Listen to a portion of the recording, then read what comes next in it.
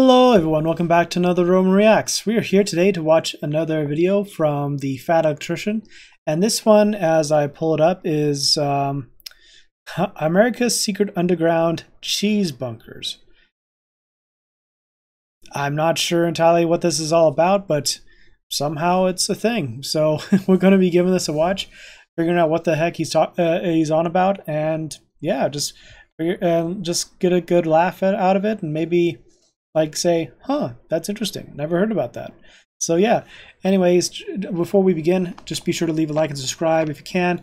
If you are willing to watch, be sure to watch all the way through. The more you do so, the more chances YouTube algorithms will pick up, and we'll be able to see more people to come to the channel. And that's what I'm hoping for. So I just gotta keep working at it and see what comes of it. But yeah, anyways, let's get on with it, shall we? All right, we got that set and everything's all good now. So, anyway, let's see if we get this started. Okay, here we go. 3, 2, and 1. This has almost nothing to do with the US military, but it's so ridiculous I can't not talk about it. Today we're talking about America's Strategic Cheese Reserve. Yeah, if you didn't know, the United States currently has over 500 underground cave warehouses spanning across 35 different states, the largest of which is underneath Springfield, Missouri, where America, as of August 2022, currently hoards 1.5 billion pounds of cheese. And just for the record, I realize I'm uploading this video very close to April Fool's Day. This is not an April Fool's joke. I am 100% serious. El Dorado is real, and Uncle Sam made it out of cheese. Look, El Dorado, the city of gold. And I know what you're thinking. Right now, you're like, wow, that's a cool little factoid. I can't wait to share that with my buddy at the bar one day. But no, this is going to infect your thoughts for the rest of your life. You're never going to see the world through the same lens ever again. I mean, for example, let's just say you're at home watching The Walking Dead. You're going to come to the realization there'd be way more fucking cheese in the apocalypse than that, okay? You're never going to be able to watch Mad Max again without thinking about cheese. You have to come to the terrifying realization that you live in a world where there is a greater than 0% chance that one of these underground cheese caves gets mistaken for a government facility and gets nuked in World War III, and we're gonna have to deal with a radioactive tsunami wave of nacho cheese. And this is real life. So I asked myself one question: how on earth did America get to this point? Because I know it didn't happen overnight. And what I found was the craziest real-world example of a butterfly effect that I have ever seen. And believe it or not, it all actually ties back in with last week's video of the ice cream ships of World War II. If you missed that, the super abbreviated version, basically the US government banned alcohol during Prohibition in the 1920s. Because of that, all the bars in America turned themselves into ice cream parlors to stay in business. Ice cream stepped up to fill the social void left by alcohol. If so facto, there was like 2 generations of Americans that treated ice cream like it was alcohol, socially speaking. As I'm sure you can imagine, this would drive up dairy consumption. Combine that with the fact that the 30s and 40s is when refrigeration would become readily accessible, meant that for the first time in human history there was such a demand for dairy products that farmers could exclusively become dairy farmers, meaning that this would be the birth of the entire dairy industry. And honestly, it worked out great. Right up until it didn't in 1949. 1949, 4 years after World War II, the American military is downsized, there's not an entire horde of young men eating 10,000 calories a day, and America's not exporting anywhere near as much food to other countries for war relief, meant that there was a decrease in dairy consumption, or a dip in the dairy market. As this became a bigger and bigger problem, the government had to step in because they weren't about to let the entire dairy industry implode, because, I mean, let's face it, that would be utter catastrophe. So the USDA stepped in and said, hey, you know what, we're gonna buy all the excess milk. Okay, pause. Thought experiment. You're a dairy farmer. You make all of your money by selling milk, and then suddenly, a couple years back, motherfuckers quit drinking milk, aka you made less money. Now the government has come out of left field and said, hey, we're gonna buy all of the milk. What do? You make more fucking milk. And that's exactly what happened. So just to be clear, there was already too much milk.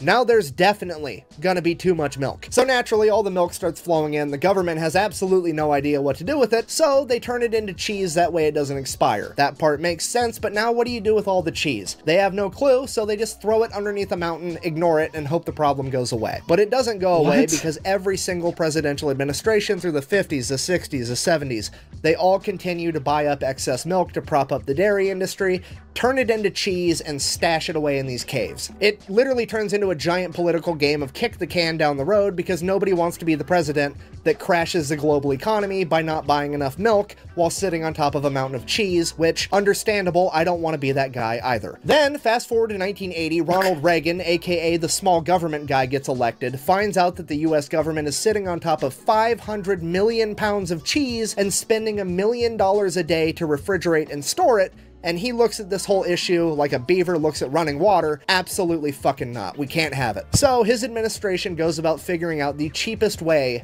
to solve this cheese problem. Obviously, we're gonna throw it all in the ocean. However, having at least the foresight to understand that that would cause political backlash, he wanted to see how the public would receive it, so someone from his administration shows up to a White House press conference with a 5-pound block of moldy cheese and is like, hey, we got 500 million pounds of this shit. How would you guys feel if we threw it in the ocean? It'll be fun. We'll save money on cheese.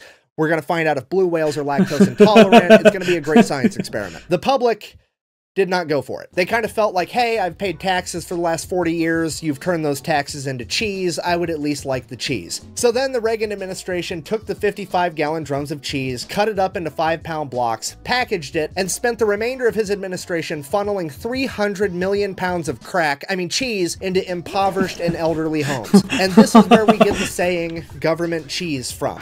You're gonna end up eating a steady diet of government cheese and living Wow. in a van down by the river. The US government would then continue to give out government cheese until the 1990s when they seemingly ran out, because as of today, all 1.5 billion pounds of underground secret cheese in America is privately owned by corporations like Kraft and Velveeta. And this is the part where I wanted to end the That explains why we get so much cheese in restaurants and they always have those square slices.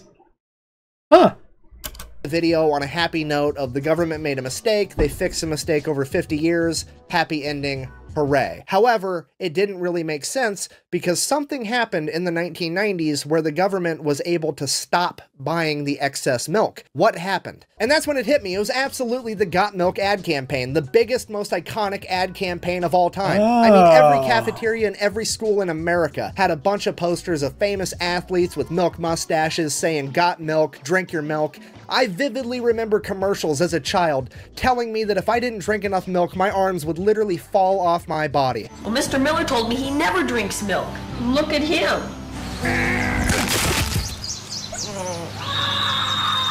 Oh, that's not good.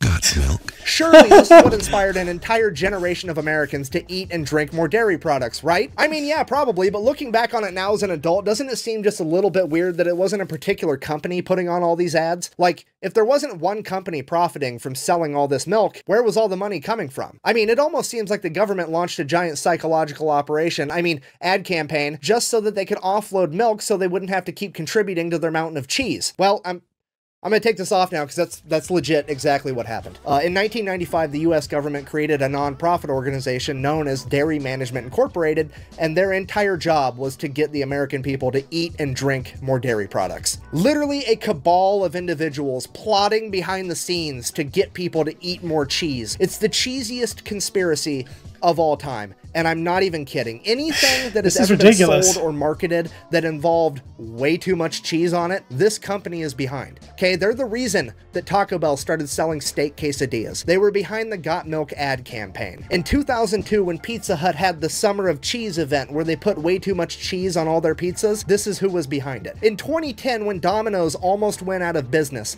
they gave Domino's $12 million to stay in business and then gave them a bunch of cheese so that they could put extra cheese on all of their pizzas, and that was their entire proposition for staying in business. And that's why we end up with 4 cheese pizzas. Huh. Okay, another thing we always seem to see. Hey, our pizzas have more cheese on them now, so they're good. It is absolutely insane. So I did it. I found the world's cheesiest conspiracy, but then I found leaked internal documents from DMI. And they are the funniest fucking thing I have ever read in my entire life. I'm gonna go ahead and read one for you now. It's a letter from Pizza Hut to DMI regarding a meeting they recently had, July 6, 1999. Dear Greta, we wanted to express our thanks once again for a wonderful meeting last week. We appreciate your team taking the time to share some very valuable information and creativity during our brainstorming session. Everyone is very excited about the presentation you gave regarding DMI's available resources and cheese industry insights. We look forward to working together to develop many cheese ideas we've discussed. We believe this is going to be a valuable partnership for both Pizza Hut and DMI. Let's sell more pizza and more cheese! Exclamation point. Thank you again for coming to Dallas. We look forward to talking to you soon about our partnership opportunities. We will call you next week to discuss the next steps. Sincerely, Derek, Lord of the Cheese, and Liskrin, Lady of the Cheese. Even they know that this is a fucking joke. Why is this such a joke? Well, because Dairy Management Incorporated, while it is a non-profit, they don't actually have to raise money for themselves like most non-profits do, because they're also a government checkoff program, which means every dairy farmer in America is legally required, whether they want to or not, to send this company money so that they can advertise on their behalf. And their annual budget is like $140 million a year, with their CEO and top level executives all making right around $1 million per year. Okay, if you're not picking up what I'm putting down, I'm trying to tell you there is a group of people in America getting paid $1 million to convince Americans that cheese is awesome. Okay, that's like trying to fucking explain to Stevie Wonder what nothing looks like and getting paid $1 million for it. He already fucking knows that, okay? It makes no goddamn sense. Cheese is so fucking good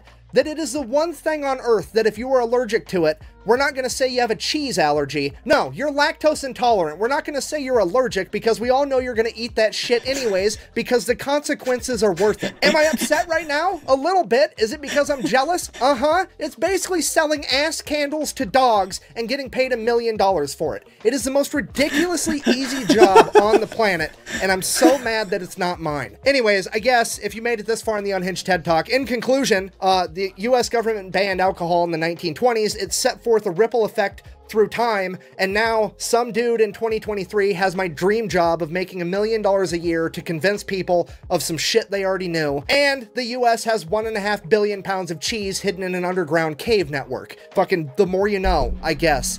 Thanks for watching. Best way to support the channel is go buy some merch at thefatelectrician.com. Quack bang. That's out. I'm gonna go eat some fucking cheese.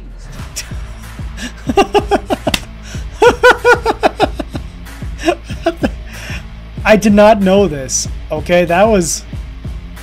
I don't care if it's a war, if there was no war thing or not, but that's ridiculous. Like seriously, I'm even wearing the stupid shirt from Wendy's for crying out loud. The amount of cheese blocks that we put it down for like hamburger cheese and whatnot. So just some full-on chili cheese fries and whatnot, having a glazed cheese and whatnot, and just cheese this, cheese that, and just.